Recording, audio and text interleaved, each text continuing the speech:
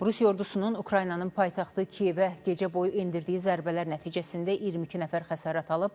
Onlardan ikisi uşaqdır. Yaralılardan 12-si xəstəxanaya yerləşdirilib. Prezident Vladimir Zelenski Ukraynanın tərəfdaşlarını müharibəni başa çatdırmaq üçün Rusiyaya qarşı yalnız həqiqi güclü tədbirlər görməyə çağırıb.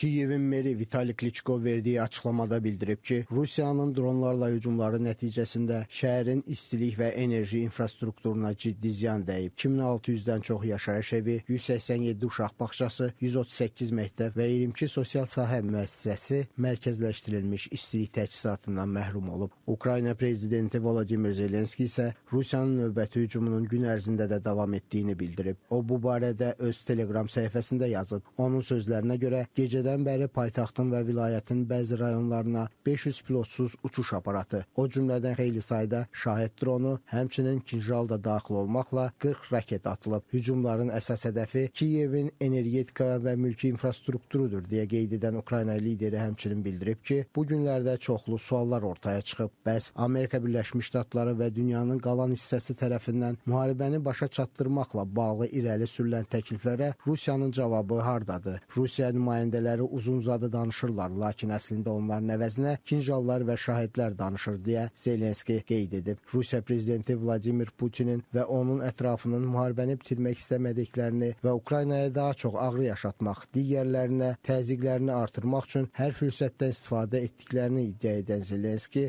qeyd edib ki, Rusiyaya qarşı yalnız həqiqi güclü tədbirlərlə cavab vermək olar və həm Amerika, həm Avropa ölkələri kimi Ukraynanın tərəfdaşlarının çoxunun buna imkanı var. Əsas məsələ ondan istifadə etməkdir deyə Volodymyr Zelenski vurğulayıb. Rövşən Əliyev, Space xəbər.